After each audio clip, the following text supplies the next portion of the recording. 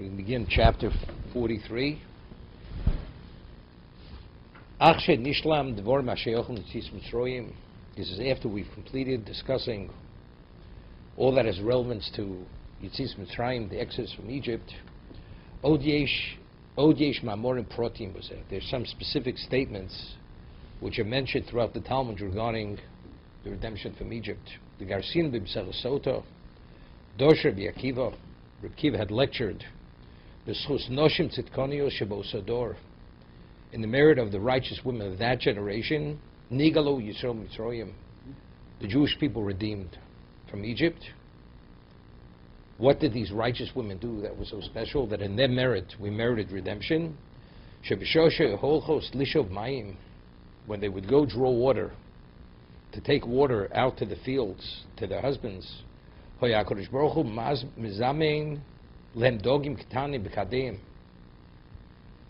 would provide small fish that when they would draw the water, although fish were normally not in that location, fish would come into their pails or their small jugs, barrels. 50% was water, 50% was fish. And then they would put up 2 pots to cook. One pot was to cook up hot water. This, as we'll see, they went out to the fields to soothe their husbands' bodies, their feet, from being fatigued. And the other pot was cooked fish to feed their husbands. And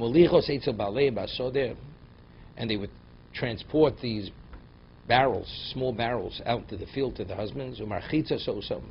They would wash their husbands' bodies because they were so broken and so fatigued. And they would soothe them, massage them. And they would feed them, and they would give them to drink the hot water. And then they would actually cohabit with them out in the fields. It's interesting, we're speaking about the building of the Mishkan.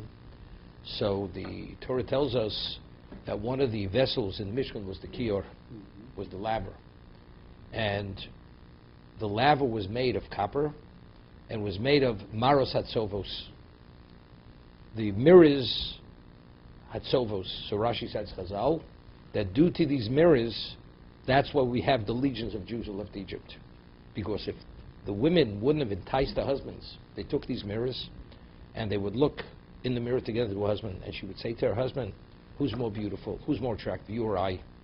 And they would arouse the husbands. And as a result of this, because the husbands lost any interest in procreating, they figured it's a lost cause, they despaired, they gave up. So it's due to the arousal of the women through the mirrors. That's the reason why they had interest. They were attracted and they procreated. So the reason why there were legions who left Egypt, the millions of Jews who left Egypt, was due to the women bringing out the water with the fish, with the mirrors, and enticing the men to them so they should procreate. That's Umashkasos in this cooking. It's interesting. So what was the righteousness? Not only that they cared for their husbands. The husbands had no interest in that there should be a future. Klal Yisrael had to reach a critical mass before they left Egypt. We had 600,000 men above the age of 20. Besides, you had men and women and children. If the men are not procreating, you understand, we're not leaving Egypt. So who is the cause of the Gula? What was the cause of reaching that critical mass number? It was the women. So therefore Hashem feels indebted to the women to bring about the Gula. And not only that, as it says, Hashem says, allow my name to be obliterated in the water, because it's due to them there is a Klal Yisrael. It's not for the women, there will be no Jewish people, because the men weren't interested in continuing. What does that mean? Because they lied between the boundaries, the edges of the fields. They were like furrows. They were concealed. Therefore, they merited the spoils of the sea. Interesting. They merited the spoils of the sea because they lied between the furrows in the field. The Gemara tells us, Rashi cites the Chazal, that the spoils of the sea was greater than the spoils they took out of Egypt. multiples more. It was from the spoils of the sea. They used that to build the Mishkan, because the enormous amount of wealth, it wasn't from what they borrowed from the Egyptians.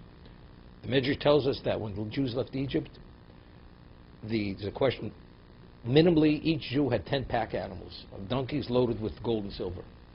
In addition to that, they had the spoils of the sea, which was multiples of what that was. Shenemar, Kanfe Yona Nechbe B'Kesef. The wings of the dove, the clouds are compared to the dove. Vevrosel B'Yirakrak Chorutz, and their limbs, their parts, B'Yirakrak. Kevon Shemisabros. What happens when they became impregnated? Bos L'Bateyan, the women, they returned to their homes. The men were out in the fields. Came Chamigas Man Moduldeyan, and when it was time to give birth, Holchos V'Yoldas Tachas Tapuach, they would give birth under the Tapuach. Tapuach doesn't mean an apple tree, it means an esrog tree. Shenema Tachas Tapuach or Articho, under the Tapuach, you were aroused, you were awakened. Kodesh Baruch Hu Mishaleach. Now, but there's no midwife. The women, they're going out to give birth. It was miraculous. Kodesh Baruch Hu Mishaleach Mishemenakiru Meshaper Osan Kechayim Shema Shaper Savlad. Hashem sent angels who would cleanse the child, open the passages of the child, beautify of the child, as if there was a midwife there. Shenemar Te'echo B'Yom Huladato Mazle Shnei Agulim, and he would present before them, this is similar to the mon, 2 round food items. Echot Shel Dvash, one was honey. Echot Shel Shem, the other is oil. When the Egyptians realized what was going on, that the Jews are proliferating, multiplying, so they wanted to destroy them. They went out to the fields to kill the children. So Hashem performed the miracle. This is Rabbi Akiva speaking. Miracle, they became absorbed in the earth.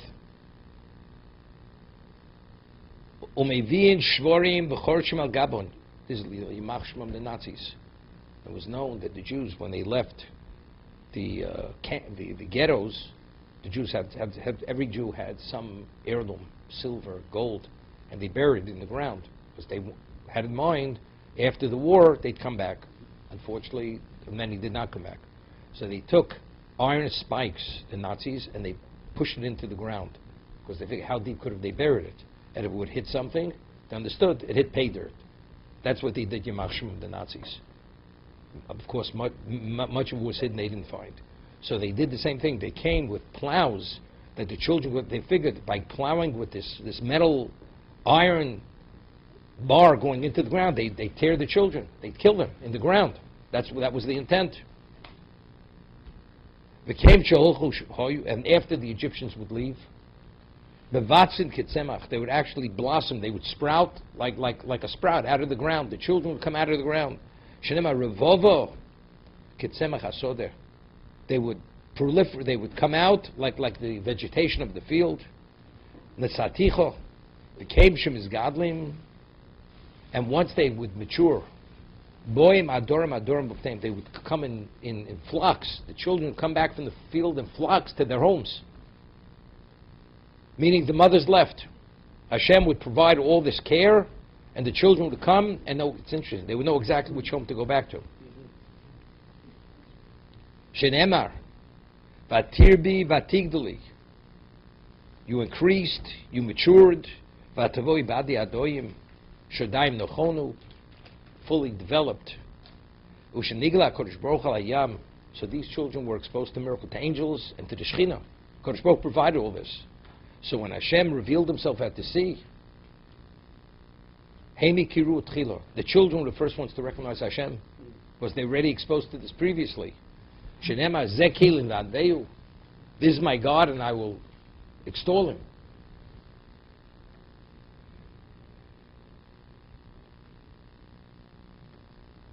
It's interesting. The Gemara tells us in Nida that before a child is born, Hashem sends a malach to teach the child the Torah in its entirety. and it says, there's a light which illuminates above the child's head, near Dolok Arosho. He sees the child has clarity, he sees from one end of the world to the other. And the Malach teaches him the Torah its entirety. So there's no question. The experience the child has has no relevance to this existence. Because everything in existence is what is limited, with limitation finite. He's literally, the in utero location is the equivalent of Olam Haba, the world to come. Everything is open, obvious. There are no barriers. Unlimited. He sees from one end of the world. He sees truth in its absolute context. But the child, before he's born, doesn't function as a physical being. His physicality is hooked up to the mother's. Once the child is born, then the child becomes an independent physical entity. The child forgets everything. The moment the child is born, that's the Malach touches the child on the mouth. That means the child's ready to come out. The child forgets everything, because now he's become a physical being. Here, in the physical context, these children, Hashem provided them in that within the context of physicality. Therefore, who are the first ones to recognize? The child, any one of us, we were exposed to the Shekhinah, to the Malach, but we don't remember. Because that was our neshama, not our bodies. But they, not only in soul, even in body, they were exposed to the Shekhinah. Hashem provided for them. So therefore, when it came to Zeh Kelim Anveyu, who were the first ones to recognize? The Shekhinah. These were these children who returned with flocks.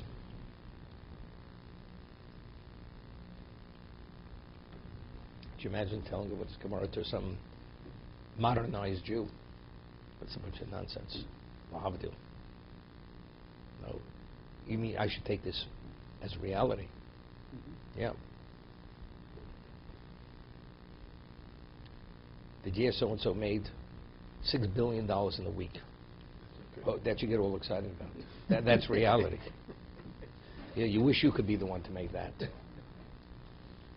HaMaimer Zanira Zormod, he says, the Maral says, this statement, this passage in the Gemara seems to be very unusual, very strange.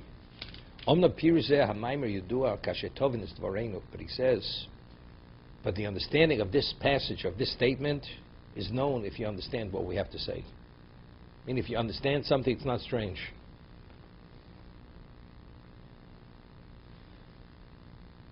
A person's hooked up to a heart-lung machine.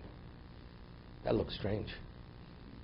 Yeah, it's strange if you don't understand what its function is. But you understand that is why the person's alive and keeps him alive. Otherwise, he doesn't stay alive. And there's no chance he continued to live. So he says, if you understand what we have to, our explanation, our words, then you'll understand what it says. Rabbi, it doesn't make sense. It makes sense, you don't understand. That's the reality.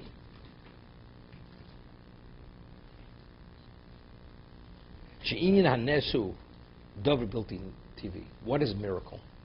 Miracle is out of the realm of nature. Nature means natural. It's natural. Anything which is out of the ordinary is not natural. That's miracle. That's unnatural. We'll call it supernatural. That's miracle. V'yimtza dover echad binyan ma TV ubilti TV. Yachad. He says sometimes you find within the same context something nature is functioning, and within nature you find something which is unnatural. Miracle within nature.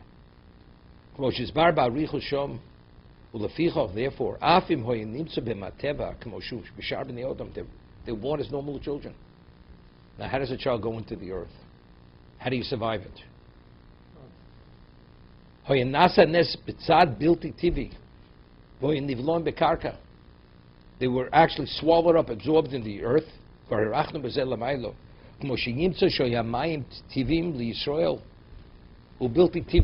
spoke about the mark of dam, the blood. The same cup, the Egyptian drank from the cup, it was blood. The Jew drank from the blood, it was water. It was initially water. It remained water. So for the Jew it was natural. For the non-Jew, for the Egyptian, it was what? It was unnatural. You find many things simultaneously, natural and unnatural, are functioning simultaneously, literally in the same location.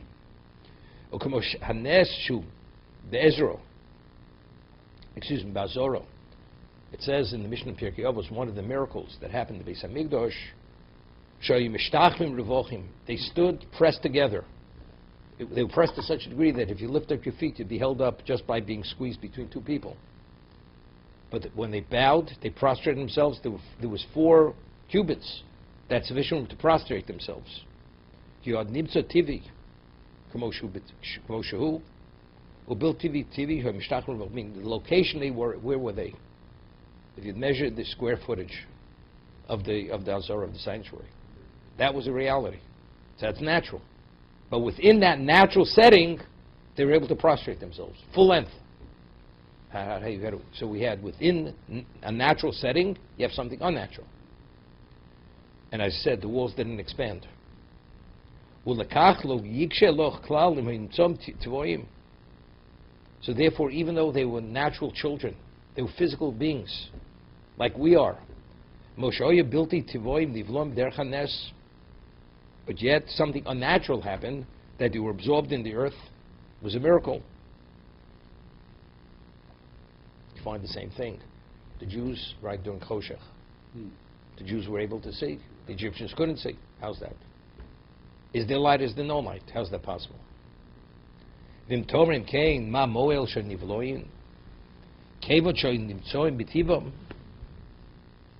mean, we say that they were absorbed in the ground, but nevertheless they retained their physicality.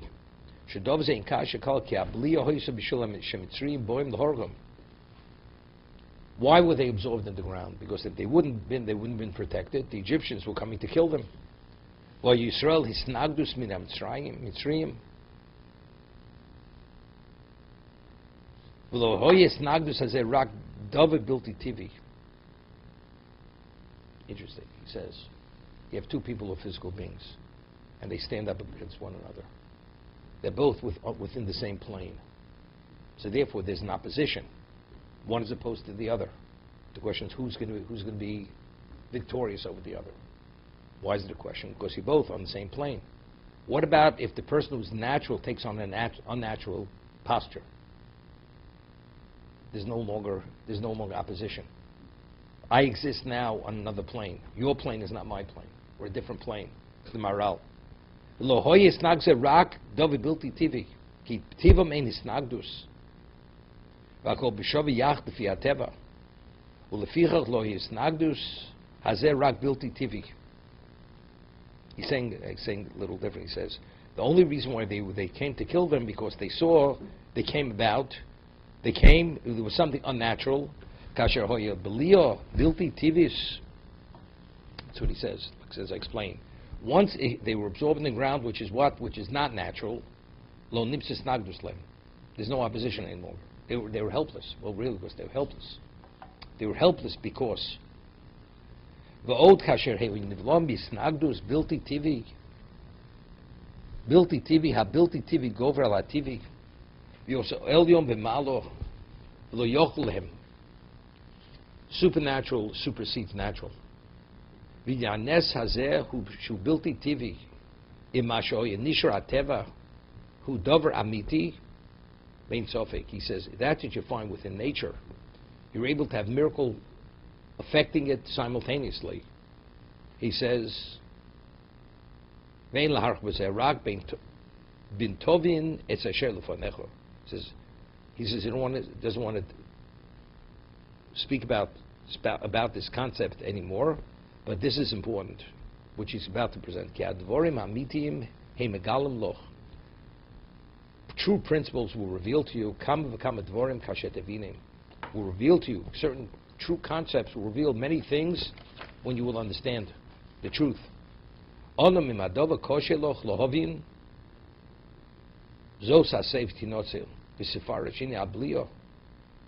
He says, if you have difficulty understanding it, this is Zosasei, this is what you should do, and you'll be able to extricate yourself from this non-understanding. What is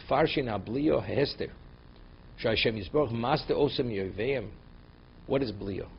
Blio, absorption, is concealment. They became concealed from the Egyptians. When they removed and absorbed, they were concealed. The Egyptians were opposed, they wanted to kill them. You know, one doesn't have a greater opposition in what? Than a person wanting to destroy the other. Kasher Hashem Yisrael histir osom, ad shlom tzom nimstagdim shalhem. They couldn't locate. They couldn't locate them to kill them. Shlomo shein nistorim mikoch ha'elyon, shoi govrim al Yisrael.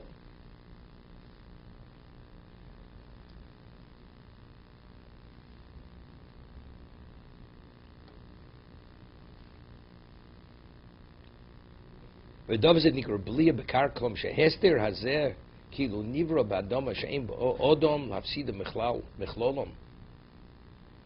I think what he's saying is factually they didn't have to go into the ground. It means they were on another plane, they were concealed because in terms of their spiritual dimension. אבל אפשר לפעול בו האודום כרצונו לאחרוש לזרוע ולא להפסיד בכלולום. The human being has the ability to plow, to plant, but not to destroy completely. He says,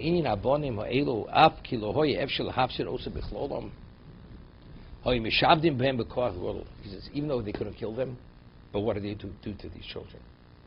They were enslaved. They enslaved the Jews. So to the degree of enslavement, they were able to have the upper hand. But this idea of killing, that they weren't able to. They would bring the oxen and plow above them. What does the shore represent? Hashvorim hu hashibud b'kol godol. Now, ox is a beast of what? Is a work beast. You're able to what? To work it hard. But also, he says the ox is b'koach godol ki asher hu bal koach b'yosek asher yadua ki koach asher godol. The power of the ox is very great. And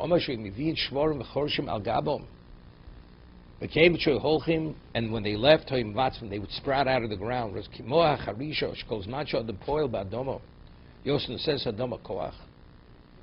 What happens when you plow the ground?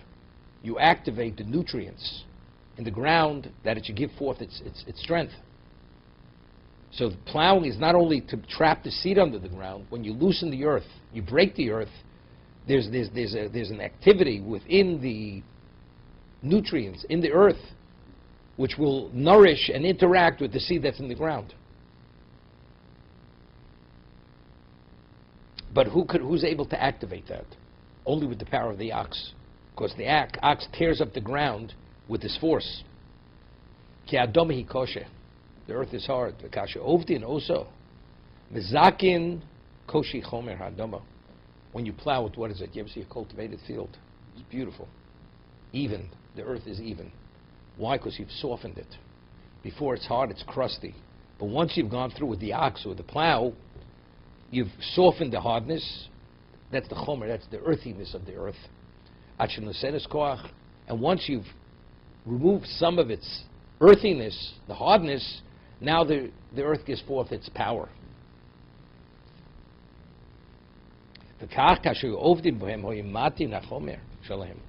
Maral says this elsewhere. Maral says earlier in the Gevruras Hashem that we find they worked us avodas perach. The word prich means brittle. They worked us to the point that they destroyed us physically. Originally, they said they imposed the bondage, which was overwhelming hard work, to break them. Usually, what is a basis for a person to procreate? His physical health. So the more we wear you down, the less you're going to procreate. It was just to the contrary. The more they wore them down, the more they procreated. So what does that say? That our essence is not our physicality. Our essence is our spirituality. So the more you wore away the physical, the more blatant became our essence. So therefore the proliferation even increased. They multiplied into greater numbers. That's how the Maral explained it earlier. So he's saying, as when you work the earth with the ox, you take away the hardness, the earthiness of the earth, and you make it refined. And because it's refined, it gives its ability, its power is released to be able to plant. Identically, the Jew, when you break away and you wear down the physicality, you lessen the material. that allowed the power to come forth stronger. And just to the contrary, they increased to a greater degree.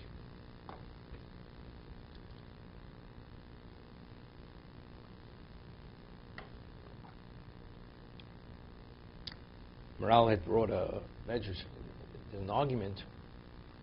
It says they built Pisim and Ramses. There were cities that were faltering, and they rebuilt, they refortified them.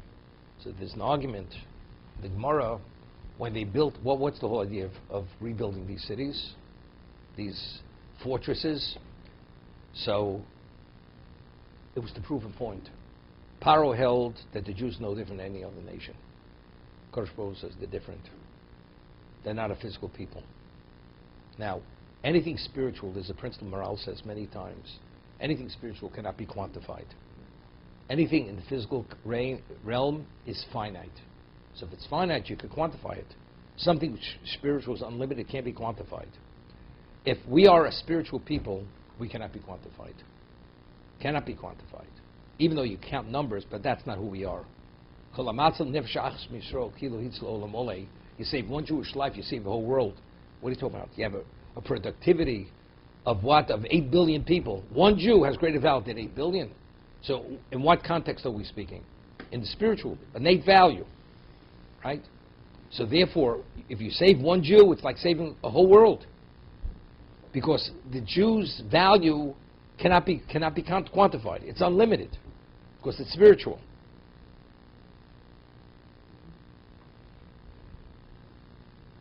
It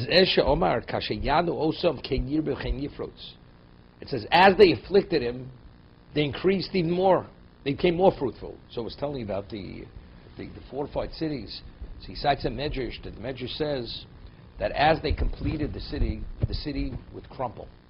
Or the pyramids, or whatever these cities were, it would crumple. Why? Because Paro says, I'm going to quantify, who are you? You people who build pyramids, build fortified cities. That is your quantification. I mean, how do you evaluate a person? Based on his productivity. Kodesh Baruch says, that's not who my children are. Proof of the pudding, it collapses. It cracks, falls apart. Meaning, as much, and this went back and forth, I will prove it. Hashem says, you try to prove it. It's not going to happen. Because again, what was the thrust of Paro's decree?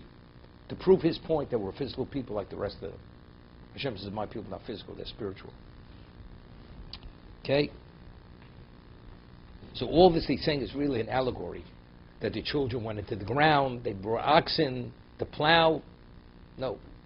The ox plowing it causes the earth to be more refined, it's less earthy. When you take away the earthiness of the ground gives forth greater bounty. When the person, you take away his earthiness, his physicality, his procreation increases.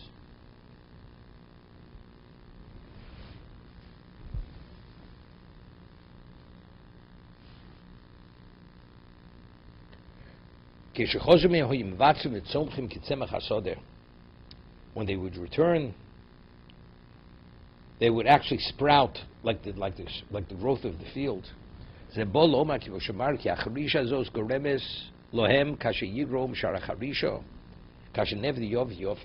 field is plowed well, things grow much more quickly. Based on the cultivation of land, that will determine how quickly the crop comes forth.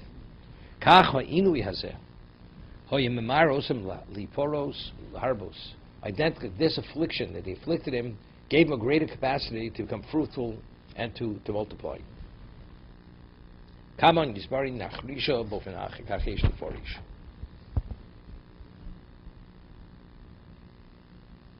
Okay?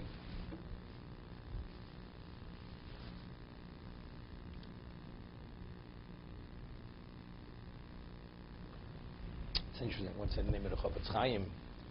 The human mind, if you leave it fallow, right? What is it? It's nothing. But if you engage the mind, and especially if the mind has a potential, has great capacity, what grows from the mind? Endless level of understanding. Same field, you have a field, best quality soil. You have all the amenities that the field needs. But if you don't address it, you don't plow it, you don't cultivate it, you don't seed it, it's a clump of earth. That's all it is. So therefore, a person could be a phenomenal Talmud Chacham, but he has no interest in learning. So what happens to the mind? It's vacant. It's fallow. Nothing. But if you engage that mind, and the person has the interest, phenomenal things roll from that mind. Literally, it's like plowing the field. It's interesting. I mean, just to put it, to equate it, the mind, the brain, controls the body. What is the body? The body is physical. Body being physical and the mind, that is one of its primary functions, that it controls the body. So therefore it has limitation. What's its function? To control the body. And the person is okay with that. But what about if you take it and you process something of another realm? Right? The mind, in terms of its essence, the brain, is for the body to function. I mean, there are other capacities. There's memory, there's processing, there's many other things. But the main, the neurological system, right? What is that? That's the physical body. Nothing to do with the understanding, retention. Nothing with that. Okay?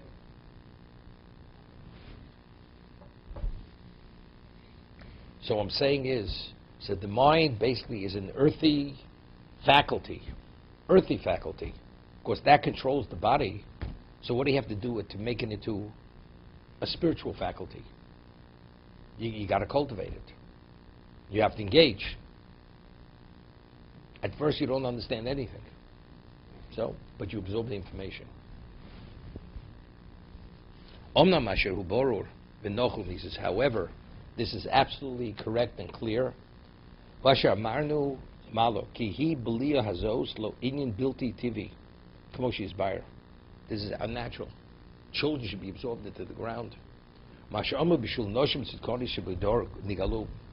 Reb Kiva says, in the merit of the righteous women of that generation, we were redeemed from Egypt.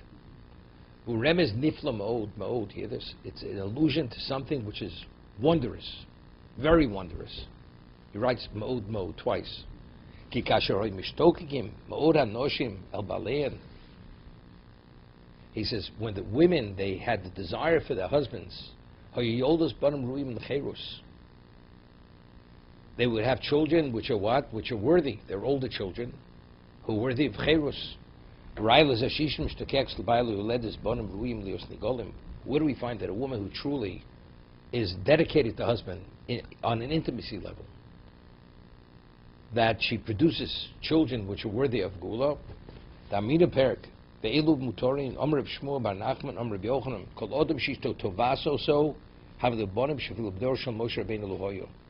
a woman who actually asks her husband to engage with her, sexually speaking, they will have children which even Moshe Rabbeinu's generation, such children didn't exist. Okay? And it says, I will take leaders of the tribes, Uksiv unevonim, Uksiv Yisoch Chamagorim, Uksiv ne Yisoch Yodei Bino V'itim Adkan. Yeah, we find, how did Yisocha come about? Torah tells us that Rochel, she wanted the mandrakes, which Reuven had. So Leah became upset with Rochel. He says, it's bad enough you're taking my husband. You can take the mandrakes. So what did Rochel say? You could have the night with our husband. Okay? So when he came back from the field, so Leah went out to inform Yaakov that it's her night, right? So he's saying, we find that a woman who goes and, although she maybe didn't say the words, but she alluded to it, she's going to have unusual children. And who was born from that? Yisachar. Yisachar was born from that, informing Yaakov that it's her night, because she purchased it. Shekvar Omarnu Loch. Even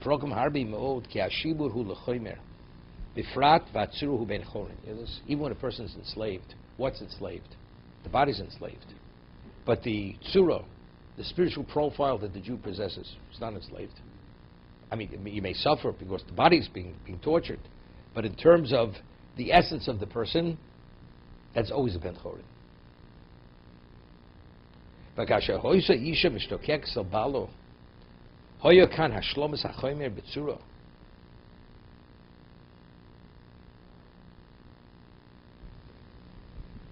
V'yom lidim bonim ruim l'gula. V'chein ma she'omar v'hoyu shoy makires boran k'shomru zekel v'aveu. It says that the splitting of the sea, these children, they recognize the Creator. Hakol nimshum mizeh v'neishlo hoyu lehem ptios v'sichlus hachomer. Because these children, they were not exposed to the seductions and the foolishness of the physicality which causes us to be seduced. It says when they cohabited in the field, it was between the furrows. Whenever it was possible to procreate, they would procreate. When it says between, the word comes from the word svas. Svas is an edge. Between the edges of the field, what? So a furrow goes in. So they were like in a trench. The men and women, they procreate in trenches.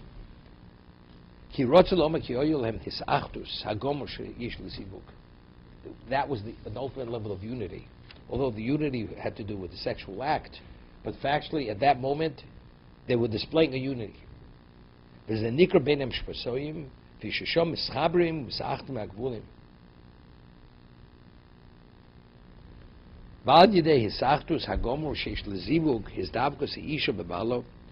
the actual cohabitation of the couple, where they bond together physically, the child that ultimately will be conceived and born from this union, this child is not born as a physical being.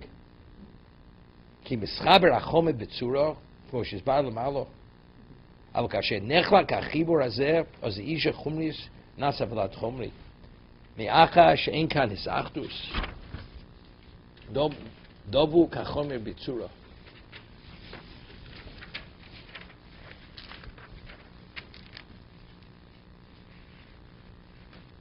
The way I understand it is like this, maybe, that the Maral says, the mission tells Pirkos, don't speak excessively to a woman. Even to your wife. Don't speak excessively. So even to your wife, definitely to someone else's wife.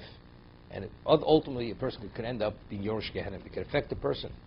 Now, he explained over there that a woman versus a man is more spiritual than a woman. A woman is more physical, more earthy. That's a woman's attractive. That's what a child is conceived and gestates in the mother, not in the man. The man represents more of the intellect, the understanding, the spiritual. So if the man exposes himself excessively to the woman, how is it going to affect him? It's something which is not his makeup. Therefore, it's going to affect him negatively, and he's going to be affected by this. Okay, 1 second. So he says, when the woman, during the act of cohabitation, what's happening to the woman? The woman's is bonding with the man. What is the man? The man is more spiritual. Therefore, the child that's born from that union or conceived is a special child. It's a special. Why? Because conception is during the union. Then they separate. Now the child starts, after conception, starts growing, starts gestating in the womb of the mother. Now the child is all by himself with the mother. Now that child is going to assume a physical context, not a spiritual context. That's what he's saying. Because now it's the woman by herself. He says, they were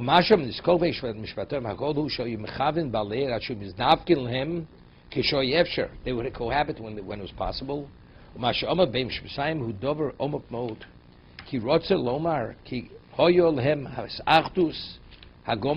had the ultimate act of unity. And what is that? That's the zivug aspect. I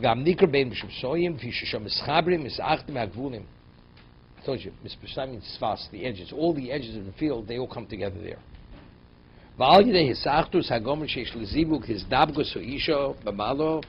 haben nolad.